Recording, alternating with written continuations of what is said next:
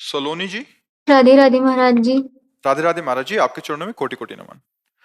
महाराज जी, मैं लगभग 1 साल से आपका प्रवचन सुनते आ रही हूँ। लगभग सभी प्रश्नों के उत्तर मिल जाते हैं। मेरा एक प्रश्न है कि नाम जप और पूजा पाठ में कितना अंतर होता है? नाम जप से भगवत प्राप्ति हो जाएगी या पूजा पाठ से? क्योंकि इस शरीर से नियम नहीं हो पाते महाराज जी, उनकी देखो, कृपा मार्गदर्शन करें। पूजा पाठ बाहरी शरीर की क्रिया है और नाम जप अंदर हृदय की गुफा के अंधकार को नष्ट करने वाला तेज है। अगर हम नाम जप नहीं कर रहे, सुमिरन नहीं कर रहे, तो पूजा पाठ करने के बाद भी विश्राम भोगों में ही मिलेगा। कोई भी हो, इसे लिख लो, अपने दिमाग में बैठा लो। यदि नाम जप नहीं चल रहा है तो बाहरी कुछ जो सेवा पूजा की, उतने से मन पर शासन नहीं हो सकता। बाहरी वो सात्विक भाव की पूजा हो गई कुछ क्षण बाद, लेकिन मन विश्राम भोगों में ही मानेगा। तो मन का विश्राम प्रभु के चरणारविंद में हो, सत्य में हो, इसके लिए निरंतर नाम जप करना अत्यंत अनिवार्य है। नहीं तो भोगेश्वर प्रसक्ता नाम तयापहृत चेतसाम व्यवसायत्मिका बुद्धि समाधो न विधीयते। जिसकी बुद्धि में ये बैठा हुआ है कि संसार के भोगों के भोगने में सुख है, संग्रह में सुख है, उसकी परमात्मा प्राप्ति में रुचि ही नहीं होती। फिर कैसे? बाहरी एक केवल थोड़ी सेवा कर ली, थोड़ा एक, फिर इसके बाद उसकी मन स्थिति उसी संसार में होगी। वो सेवा करते भी संसार का चिंतन करेगा, तो वो सेवा नहीं मानी जाती है। सेवा तब मानी जाती है जब सेव्य में आसक्ति हो जाए। जो सेव्य हमारे प्रभु हैं उनमें आसक्ति होकर भाव में डूबा हुआ, फिर वो सेवा माने। तो आसक्ति कहाँ से होती है? ये भजन से होती है। इसलिए नाम जप अत्यंत अनिवार्य है। ये नहीं चलेगा कि हम बाहर थोड़ा आरती पूजा कर दी तो हमारा उससे परम कल्याण हो जाएगा। नहीं, चिंतन। आप गीता उठा के देखो, शास्त्र उठा के देखो, वहां आदेश है। भगवान कह रहे हैं अनन्य चेता सततम यो माम स्मरति नित्यशः तस्याहम सुलभा पार्थ। मैं उसके लिए सुलभ हूं। किसके लिए? जो मेरा सतत नित्य स्मरण करता है, निरंतर स्मरण करता है।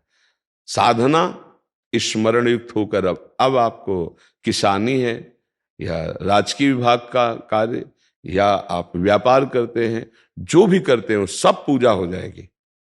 मामुनिस्मर युद्ध च, मेरा स्मरण करते हुए अपने कर्तव्य को करो।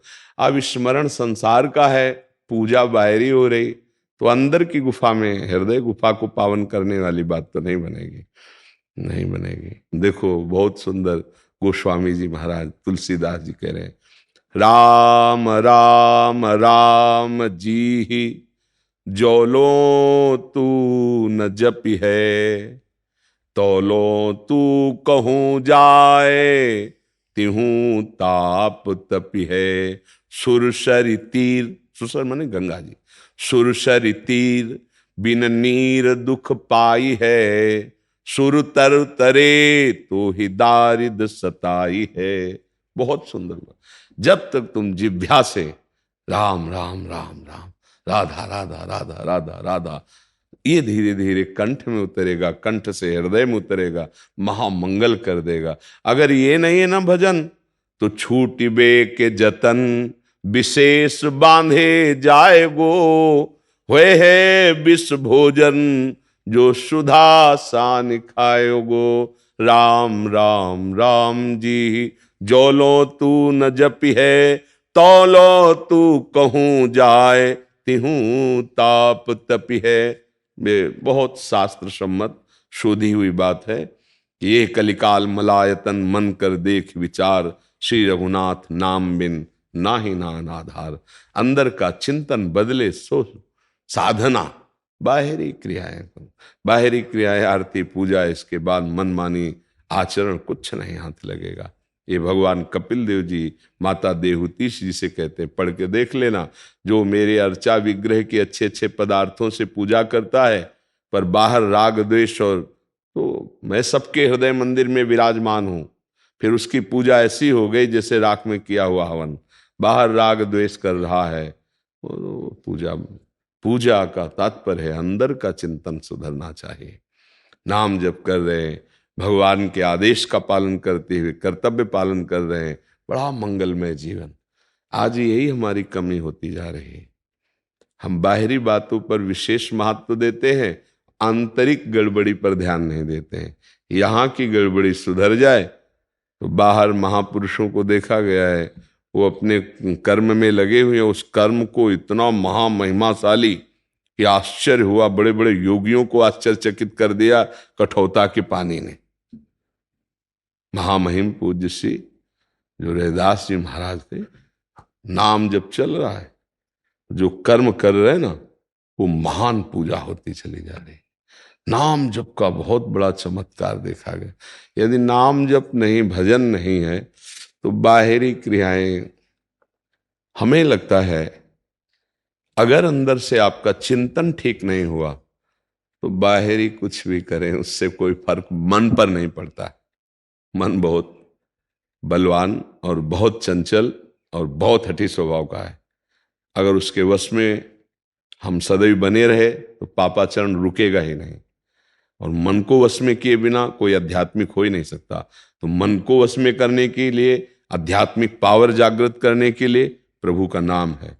गुरुदेव ने जो नाम दिया है, मंत्र दिया है, उसका सतत स्मरण, मंत्राकार वृत्ति, नामाकार वृत्ति, तब उसके अंदर वो पावर आता है जिस पावर से वो काम, क्रोध, लोभ, मोह, मद, मत्सर, मृत्यु सब पर विजय प्राप्त करके परमानंद में हो जाता है। पायो परम विश्राम, राम समान प्रभु नाहि कहो, जाकी कृपा लवलेश ते मतिमंद तुलसीदास हो, पायो परम विश्राम। परम विश्राम भगवत स्मरण। सेवा बहुत सुंदर है, पर साथ में नाम जप, नाम जप करते हुए, पद गुनगुनाते हुए हम ठाकुर सेवा करें। मन को चांस न दें, नहीं तो बाहरी सेवा करेगा और फिर भागता रहेगा विषयों में, उससे कोई लाभ नहीं मिलेगा। लाभ मिलता है आंतरिक चिंतन। तुम्हारा चिंतन कहाँ था, तभी लाभ मिलेगा। इसलिए बहुत सावधान। बाहरी सेवा के बहाने मन अपनी मनमानी करता रहे तो फिर साधना नहीं बनेगी। इतना आप समझ लो, नाम एक है और सब साधन शून्य है। एक लगा के शून्य रखो तो 10 गुना एक जीरो का पावर बढ़ता चला जाएगा, और एक हटा के शून्य रखो तो शून्य शून्य ही रहेगा। अंदर से नाम चल रहा है, अंक लग गया। अब जो भी साधन करो सब शून्य शून्य शून्य, वो हर शून्य 10 गुना बढ़ता चला जाएगा। एक के बाद शून्य तो 10, फिर एक शून्य तो 100, फिर एक शून्य तो 1000, फिर एक शून्य तो 10,000, बढ़ता चला गया ना। एक हटा दो तो शून्य शून्य शून्य शून्य। यह है एक भगवत स्मरण, भगवत चिंतन, भगवत नाम जप। आंतरिक तुम्हारा क्या चल रहा है? अध्यात्म अंतर की बात पर, अध्यात्म आंतरिक लक्षणों पर, अध्यात्म की पूर्णता आंतरिक स्थिति पर। बाय आप क्या करते हैं, आप जाने आपकी आंतरिक चिंतन क्या है, आपकी आंतरिक स्थिति जो अध्यात्म है।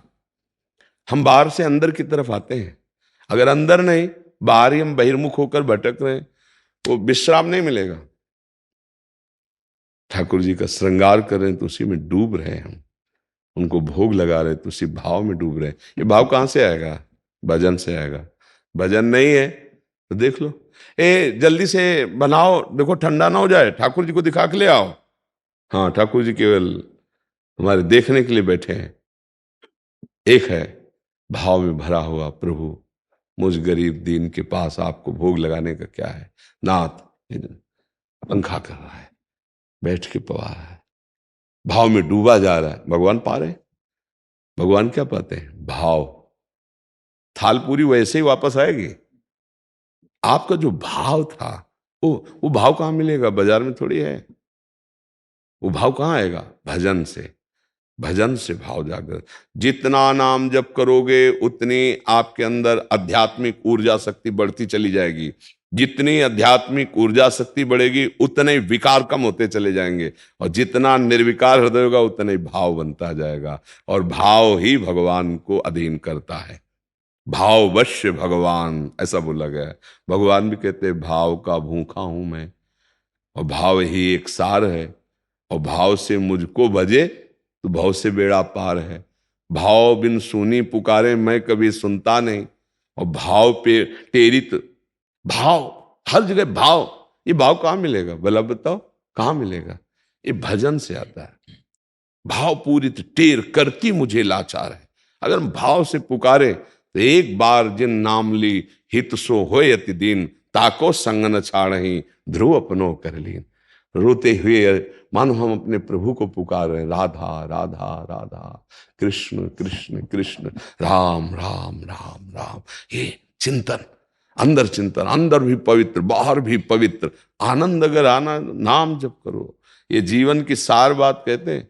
ऐसा नहीं कि हमारे पूजा अष्टयाम सेवा होती है, मतलब तुम कितनी पूजा करते हो या कोई कितनी पूजा करता है। यहाँ आठों पहर, आठों पहर, आठों पहर यहाँ होता है।